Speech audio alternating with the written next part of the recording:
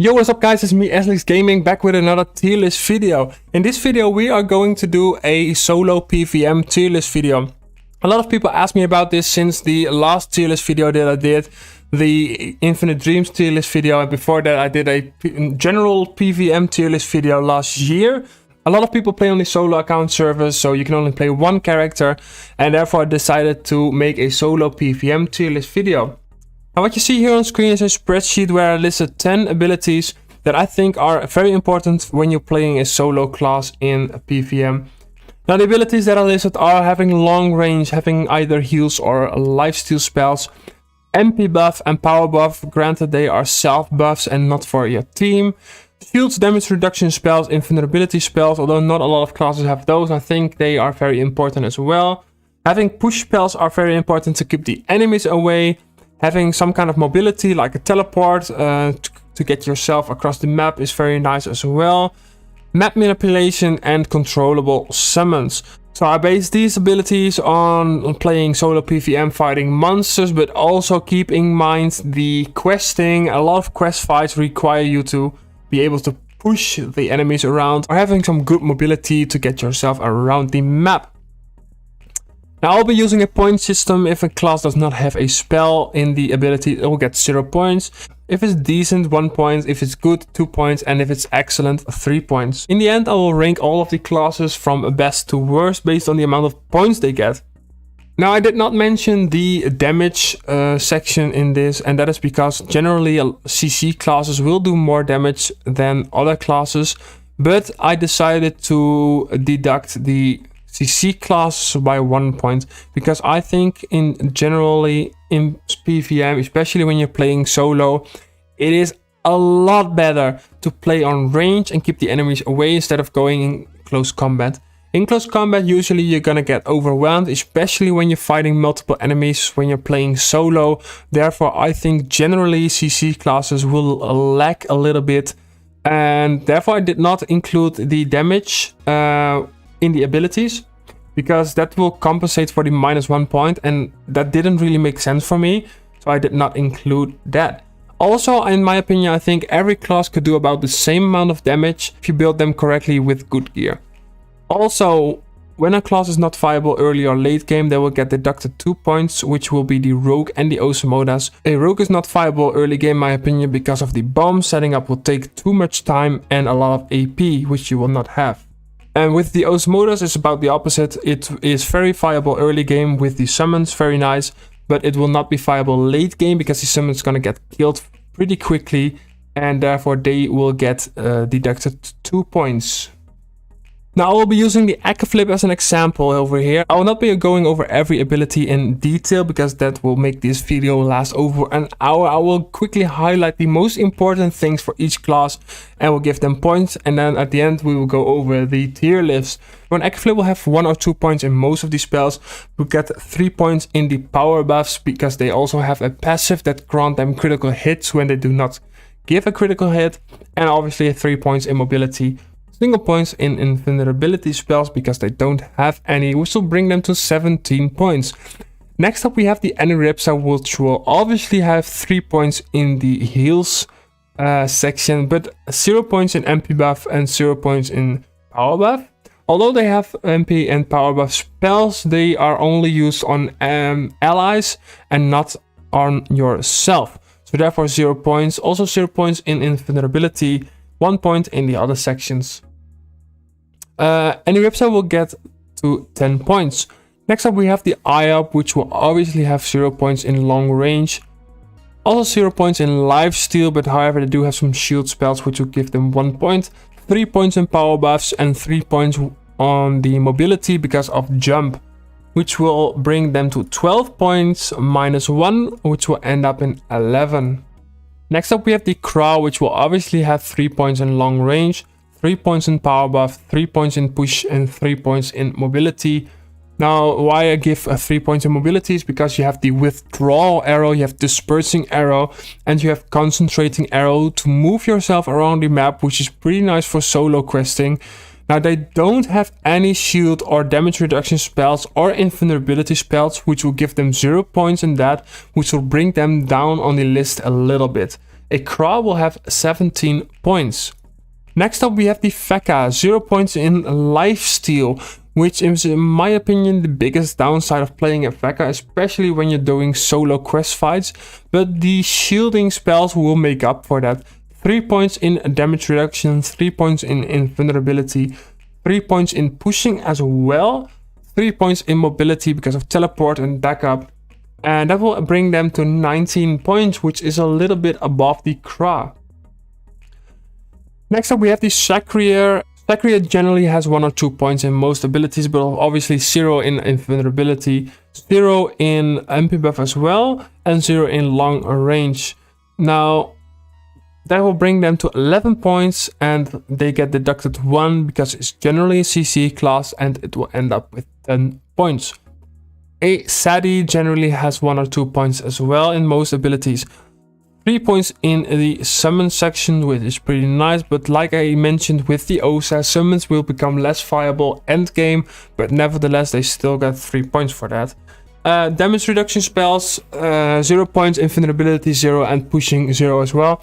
I did check on the Dofus website to confirm this, but as far as I know, Sedida does not have a single pushing spell, which is in my opinion pretty bad for solo PvM.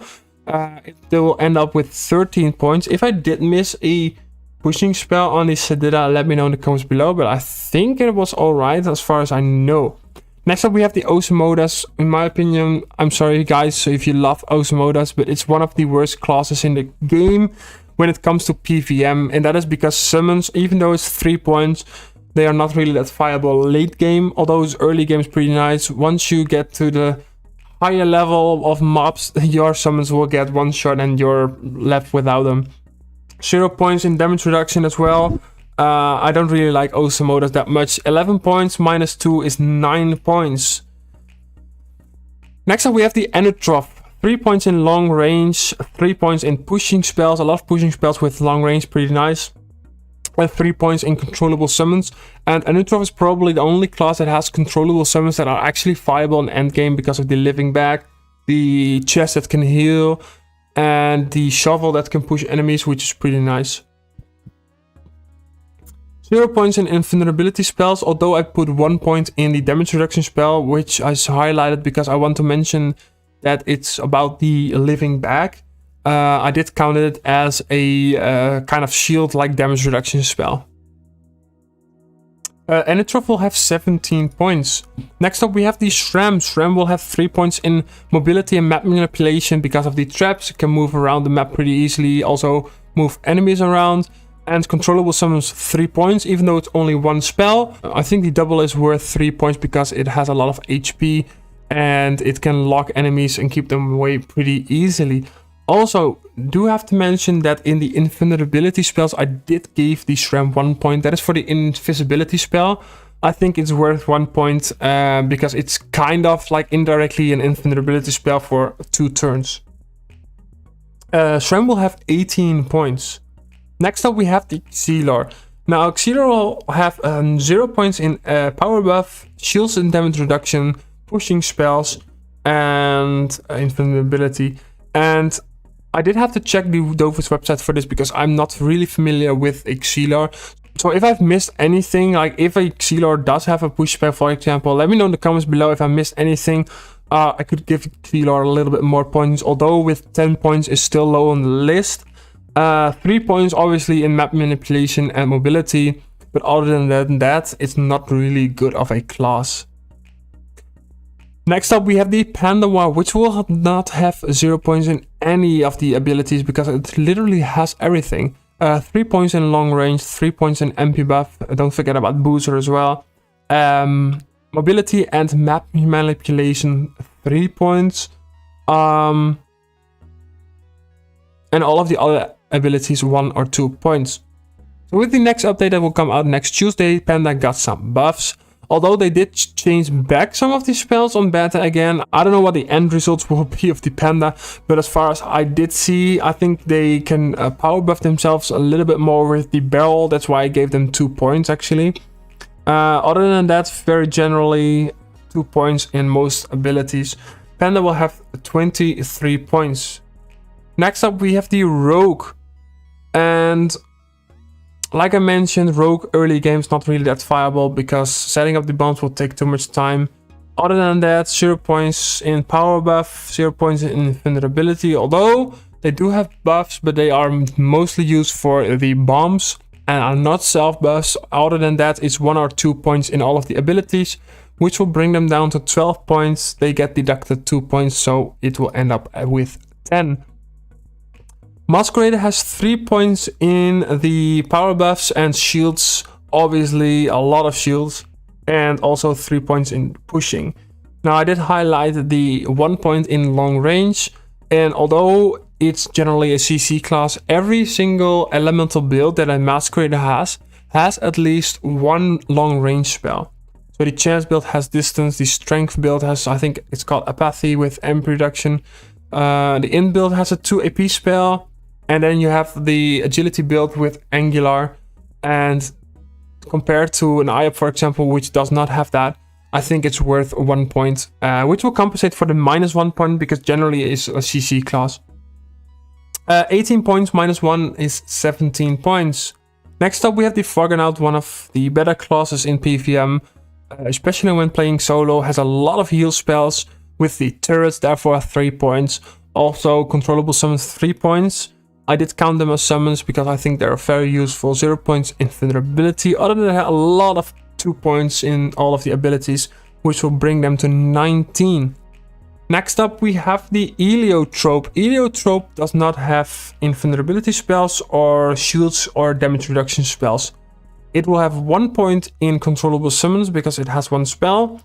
Other than that, Heliotrope has the most 3 point spells, which is pretty nice. It will bring them to 22 points. It has long range, obviously because of the portals. It can heal a lot. MP power buff, both of them.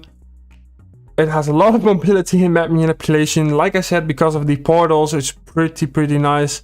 Also a lot of push spells as well, so it's definitely worth picking up Heliotrope in solo PvM. 22 points.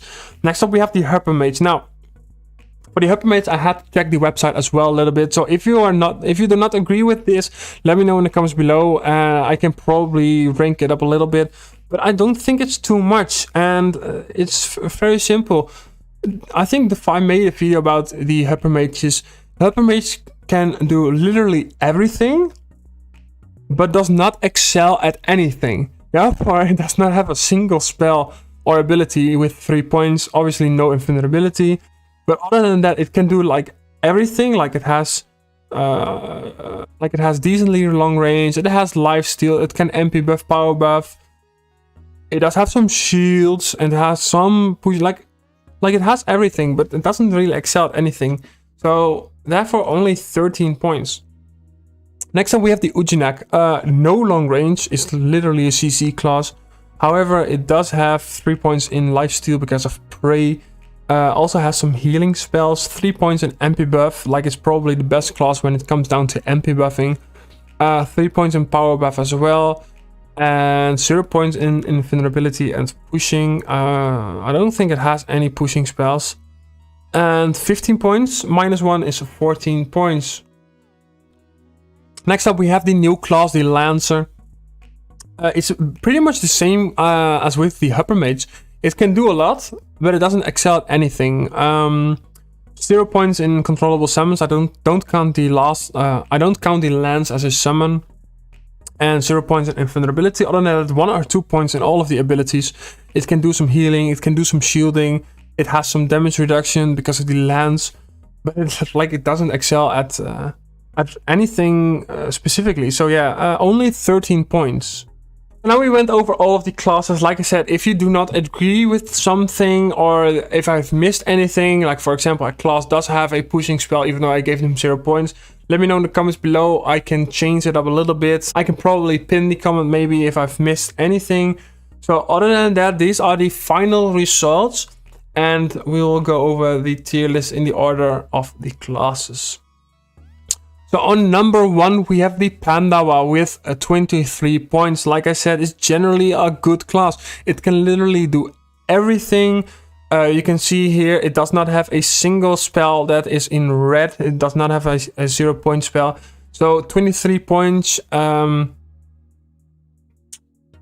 In my opinion, especially for solo PvM, when you're solo questing, Panda is probably the best class. Especially since last year's revamp, Panda has become a lot better in the damage builds. And I like a Panda. It's my main character and it will probably still remain my main.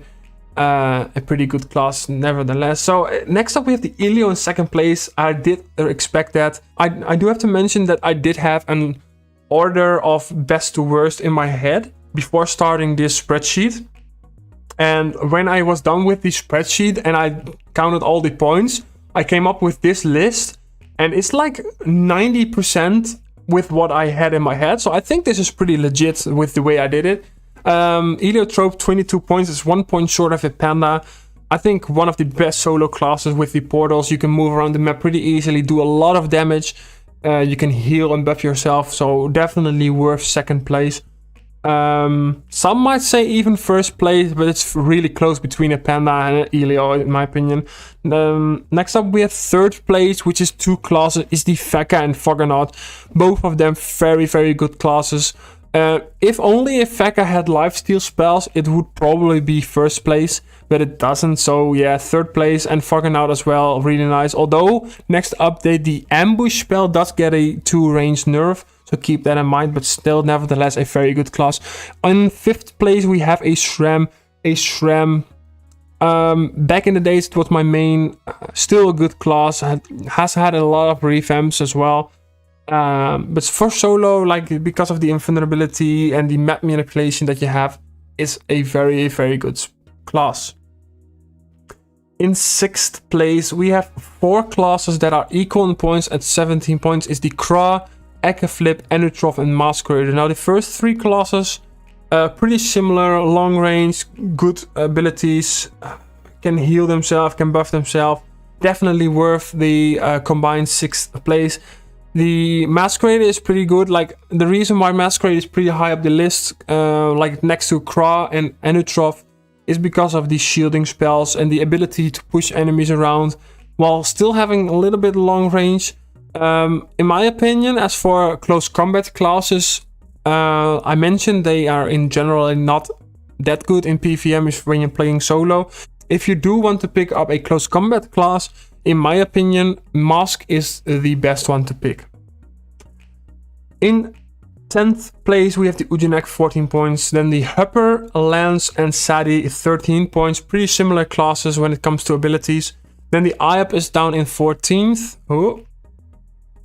And in 15th, we have Aniripsa, Sekrier, Xilor, and Rogue at 10 points. And Osa at 9. Like I said, Osa, not really that viable end game in my opinion. Early game is very good, but when you're playing Dofus, you don't want to pick a class for just early game. Eventually you want to end up in end game, and I don't think Osa is really that good for that. So these are the results of the tier list. I hope most of you guys agree with this. Otherwise, let me know in the comments below. I think the results of this are pretty solid in my opinion. So yeah, let me know in the comments below if this tier list was helpful for you guys. Also, let me know what server you play, if you're playing a solo account server. And let me know if this was helpful for you guys. Other than that, I also want to ask you guys what you want to see in the next video. I do have some things planned. I will also be putting out a poll later this week where I'm asking you guys about the content that I'm putting out. If you guys prefer more longer content, more in-depth content, like videos like this, or if you want to also watch some shorter videos where I put some gameplay, maybe Infinite Dreams or regular dungeons, achievements that are shorter, probably like sped up, maybe even without commentary and some music behind it. If you want that, recently I did focus more on the more quality content like tier list videos or guides for you guys, because I noticed that a lot of people do watch them. So, if you prefer the shorter content, let me know. I'll put a poll out next week. If you're watching anything, let me know in the comments below. Next video is probably going to be an Infinite Dreams video as well. I have something planned because I'm currently running for floor 100 plus. So I want to show you guys the gear that I've been using and probably show some gameplay of that as well. Other than that, I want to thank you guys for watching this video. Please leave a like and subscribe. If you haven't subscribed to the channel yet, I will be posting regularly, at least every week. Maybe soon I will be trying to post more videos. And thanks again for watching, and I'll see you guys in the next video. Take care. See ya.